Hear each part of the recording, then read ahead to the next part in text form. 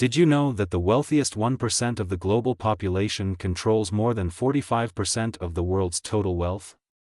This staggering statistic highlights the significant disparity in wealth distribution and often fuels common prejudices and misunderstandings about the wealthy.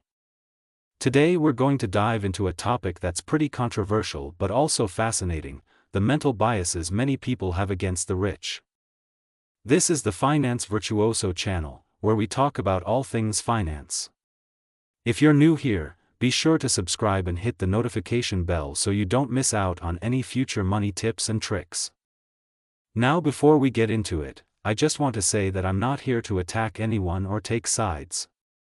My goal is simply to explore some of the common prejudices people have towards the wealthy and try to understand where those biases come from. So with that said, let's jump right in. For number 1 in our list, there's resentment towards the rich having such superficial problems compared to the very real issues millions face in poverty. Like a celebrity crying over losing a diamond earring while others can't even afford food or shelter. It's a fair point. The wealthy tend to have a very skewed perspective on what constitutes a real problem or hardship. At the same time, I don't think we should completely disregard the struggles wealthy people face either. Issues like infertility, relationship problems, substance abuse, those cut across all economic classes. Yes, the rich can more easily access care and support for those problems. But that doesn't make the struggles any less real on a human level. We're all flawed beings trying to find happiness at the end of the day. Number 2 claims the rich are arrogant and view themselves as superior to everyone else. They think they can just buy their way through any situation, no matter how unethical. I'm sure we've all encountered wealthy people who fit this negative stereotype. The person who constantly name drops, looks down on others, and expects the world to bend to their will just because they have money. However, there are also countless humble, down-to-earth rich individuals who don't act that way at all. They treat others with respect regardless of status. Like anything, it's overgeneralizing to say all wealthy people are arrogant based on the actions of a smug few. We have to judge people as individuals. Next, at number 3, some see wealth as an illness that causes people to lose their morals, values, and sense of who they really are. When someone starts dressing nicer, speaking more properly, or moving to a better neighborhood after becoming wealthy, they're seen as a traitor by former friends and their community. This strikes me as a very regressive, insular way of thinking though. Just because someone elevates their economic status, doesn't mean they're abandoning their identity or roots. They're simply changing their circumstances through success, which should be celebrated, not mocked as some kind of moral failing or betrayal. For number 4, there's a persistent belief that the wealthy have an outsized influence over government through lobbying, political donations, cozy relationships with officials, and so on. I can certainly understand the cynicism here given how much money does seem to drive politics these days, for better or worse. However, I also don't think we can definitively say all wealthy individuals are shady, law-breaking puppet masters just because of their socio-economic class. Some undoubtedly do shady things to sway politics. But it's unfair to lump every rich person into that corrupt category without proof. Innocent until proven guilty, as they say. Coming in at number 5 on the list, there's a belief that the rich are inherently corrupt. A lot of people think that if you have money, you must have done something shady or unethical to get it. But is that really fair or accurate? From what I've seen, many rich individuals were just born into wealthy families and were taught great financial management skills from a young age. Does that make them corrupt? Not necessarily. Sure, there are always some bad apples who make their money through corrupt means.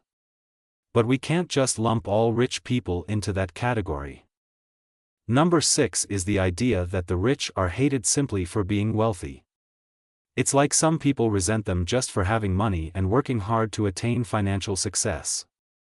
Now I get that wealth inequality is a huge issue. But hating someone purely for their wealth doesn't really solve anything, does it? Instead of focusing that negative energy outwards, I think it's more productive to look inwards and work on building yourself up through patience, a positive mindset, and consistency. As they say, health is way more valuable than wealth. If you have your health, you're already richer than you may realize. For number 7, a big reason the lower classes may hate the rich is because of access to opportunities. The wealthy tend to have better education, healthcare, housing, you name it. And in the workplace, a manager is going to have way more perks than a janitor. So I can understand the frustration when it seems like life is stacked in the rich's favor. But at the same time, plenty of people from humble backgrounds have gone on to become hugely successful through hard work and perseverance. Opportunity might be limited, but it's not impossible. Number 8 claims that the rich are stingy with their money. This one I have a hard time getting behind, to be honest. Just because someone is wealthy, does that mean they're obligated to solve everyone else's financial problems? That doesn't seem totally fair. Imagine having dozens of people constantly hitting you up for money just because you have more than them. No matter how rich you are, that's going to drain your resources fast when you're supporting that many dependents on top of your immediate family. So I think this hatred towards the rich being stingy is pretty unreasonable. For number 9, we have the belief that the rich are just luckier than everyone else. That they were simply blessed by fate or chance with their wealth and success. Personally, I don't really buy into this luck idea as a major factor. Yes, luck and being in the right place at the right time plays a role. But it's mostly about making your own luck through hard work and preparation. As the saying goes, luck is when preparation meets opportunity. And I agree, luck acts as a multiplier on top of what you've already built for yourself. So it's really about putting in the work first, before luck can amplify your efforts. Number 10 claims the rich are hoarding money, especially during economic crises when the average person is struggling. I can certainly understand feeling frustrated when you see wealthy people flaunting their latest luxury purchases during tough economic times. It does seem insensitive and like they're deliberately keeping resources from reaching others. However, I don't think it's as sinister or calculated as some people believe. The rich aren't actively trying to keep others poor just to stay on top. They're simply operating within the same economic system as everyone else. Could they do more to help? Sure. But let's not assume malicious intent without actual proof. According to number 11, some people think the rich should be taxed way more heavily than they currently are. Since they can still afford such lavish lifestyles, it must mean they aren't paying enough in taxes compared to the lower and middle classes, right? I can see the logic there to an extent. But I also don't think overtaxing the wealthy is necessarily the best solution either. You still want systems in place that incentivize people to keep working hard, being innovative, and creating economic value. If you take too much away, that could stifle productivity.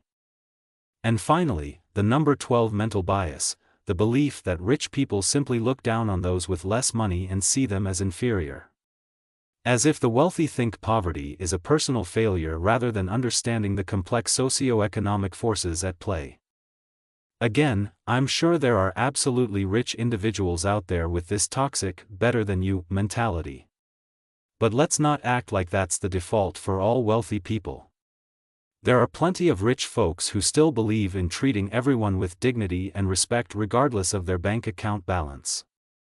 In the end, holding these kinds of mental biases and preconceived notions about an entire socio-economic class isn't really productive or fair.